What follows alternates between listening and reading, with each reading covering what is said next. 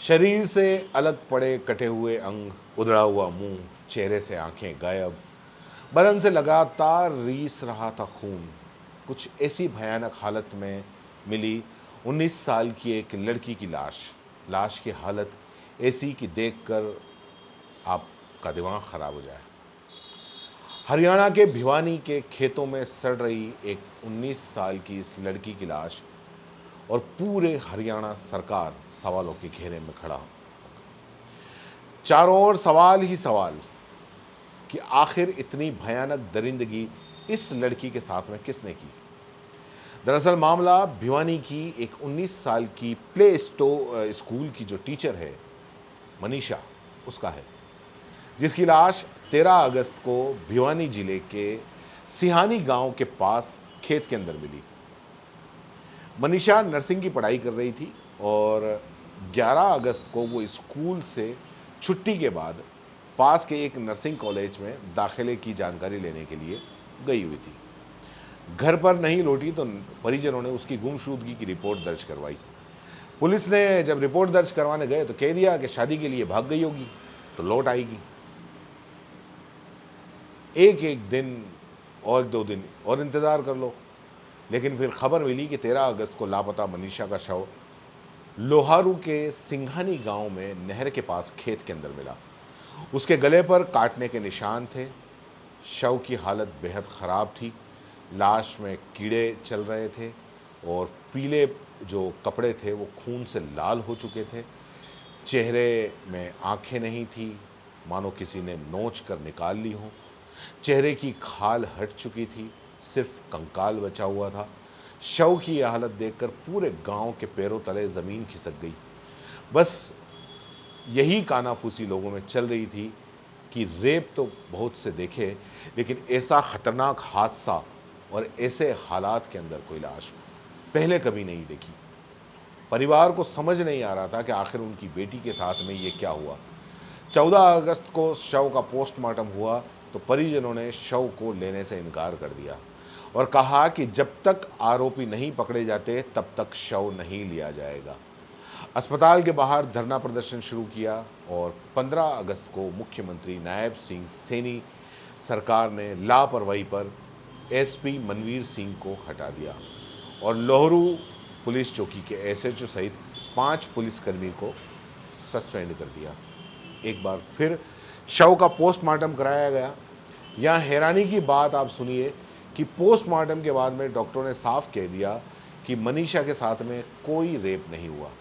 घुटनों पर 2 छोटे छोटे निशान मिले।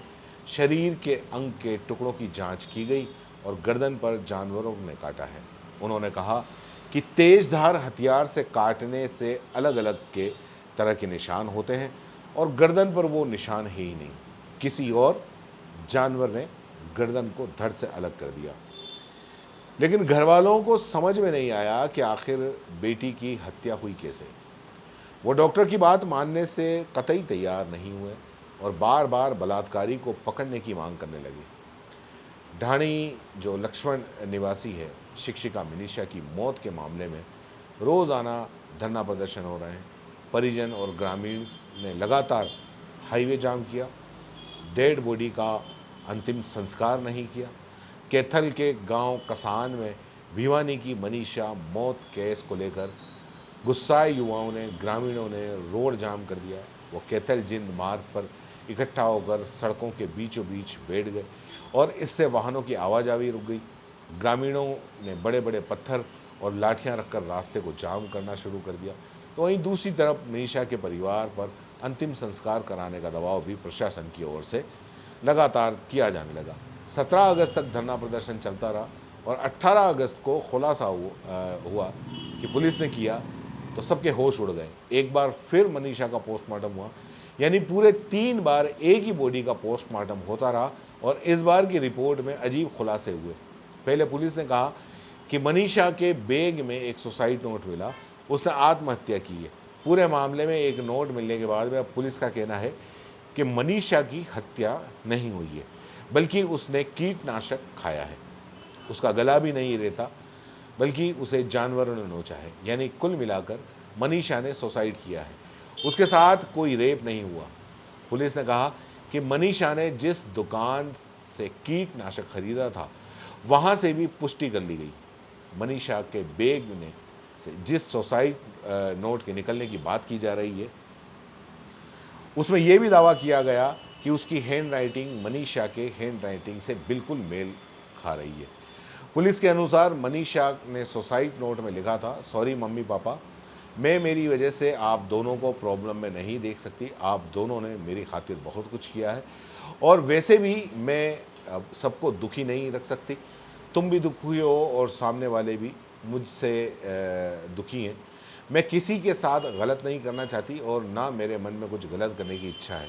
मैं अपने पेरेंट्स का ड्रीम पूरा करना चाहती हूँ। मैं बस नर्सिंग करती, एनसीईआरटी क्लियर कर चुकी थी और एक नर्सिंग ऑफिसर बनने की मेरे मम्मी पापा की इच्छा थी, जिसके सपने को मैं पूरा करना चाहती थी। बट मैं आप दोनों पर बोझ नहीं बन सकती।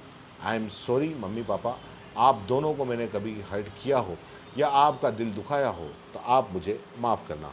You are my world's best parent. Thanks for giving me this legend life and papa, and I am so thankful to you for giving me life and a princess. अगर कोई हो तो please take care of my parents. Police ने दावा किया है कि note में मनीषा ने लिखा कि मेरी वजह से आप दोनों को प्रॉब्लम में नहीं देख सकती, आप दोनों ने मेरे खातिर बहुत कुछ किया है और वैसे भी मुझसे सब दुखी थे। नोट की पुष्टि भिवानी पुलिस ने की और इस पोस्टमार्टम रिपोर्ट के बाद में मुश्किल से परिवार को अंतिम संस्कार के लिए मनाया गया। यानी पूरे 7 से 8 दिन बाद में ग्रामीणों की मौजूदगी में धरना जो कमेटी के सदस्य हैं और पीड़ित परिवार के बीच में रात 12:30 बजे तक बैठक चली। आज यानी कि मंगलवार को उसका अंतिम संस्कार पर सहमति बनी। तो वहीं मनीषा के पिता संजय का वीडियो भी सामने आया जिसमें उन्होंने अपनी बेटी का अंतिम संस्कार के लिए राजीनामा दिया। मंगलवार सुबह इसका खुलासा होने पर भिवानी के ग्रामीणों ने पंचायत हुई। उन्होंने इंसाफ मिलने तक मनीषा का अंतिम संस्कार न करने के लिए कहा। माहौल को देखते हुए सरकार ने भिवानी और चरखी दादरी में इंटरनेट बंद कर दिया। दोनों जिलों में 19 अगस्त यानी कि आज सुबह 11 बजे 21 अगस्त की सुबह 11 बजे तक इंटरनेट बंद रहेगा। इसके अलावा दूसरे जिलों से भी भिवानी पुलिस फोर्स मंगा ली गई है। पानीपत से 108 कर्मचारी यानी वाली एक पुलिस कंपनी सुबह ही भिवानी भेज दी जा चुकी है। तो वही मीटिंग के बाद में पिता संजय ने ये कहा कि वो पुलिस जांच से संतुष्ट हैं और आज यानी मंगलवार को अंतिम संस्कार करेंगे। लेकिन अब उनका एक और नया वीडियो भी सामने आया जिसमें वो ये कह रहे हैं कि मेरी बेटी कभी आत्महत्या नहीं कर सकती, मुझे उस पर इतना विश्वास है। प्रशासन कह रहा है कि उसने आत्महत्या की है लेकिन इसको नहीं मानता, मेरी बेटी आत्महत्या कर लेगी। सारी मेडिकल टीम ने ये दिखाया उसने आत्महत्या की है। मैं कहता हूँ कि उसने आत्महत्या नहीं की है, मुझे मेरी बेटी के लिए न्याय चाहिए। अब यहाँ कुछ सवाल उठते हैं जो ये पूछने पर मजबूर करते हैं कि आखिर ये किस तरह की कार्रवाई है मनीषा के मामले में की गई है। सवाल उठता है कि पहले 2 बार किए गए पोस्टमार्टम में जहर खाने की बात क्यों सामने नहीं आई। युवती के शव को जानवरों ने नोचा था और गले पर 19 mm का गहरा घाव था। जब जानवरों ने चेहरा और गर्दन खाया तो शरीर के दूसरे हिस्सों को जानवरों ने क्यों छोड़ दिया, साथ ही जहरीले पदार्थ का उन पर असर क्यों नहीं हुआ। अहम बात यह है कि पुलिस को शव के पास से कीटनाशक की शीशी तक नहीं मिली। मनीषा के जो पिता हैं उनके बयान दिए थे कि 11 अगस्त को शाम को 6:30 पर बेटी की फ़ोन कॉल आई थी लेकिन जल्द ही कॉल कट गई, फिर फ़ोन बंद हो गया। रात के 12 बजे फिर से मिस कॉल आया। ऐसे में यदि मनीषा की मौत हो चुकी थी तो फिर मिस कॉल किसने किया और बेटी का फ़ोन आखिर अब तक कहाँ है। और रही बात आत्महत्या के दावे की तो परिजनों का कहना है कि मनीषा बेहद ही खुश मिजाज और महत्वाकांक्षी लड़की थी। एक नर्सिंग ऑफिसर बनकर मम्मी पापा का सपना पूरा करना चाहती थी। तो फिर आखिर इस हालात में आज उसका शव क्यों मिला।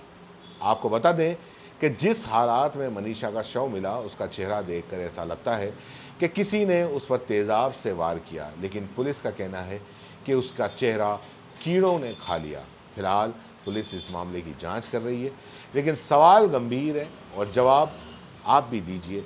इस पूरे मामले पर आप अपनी राय ज़रूर रखिए।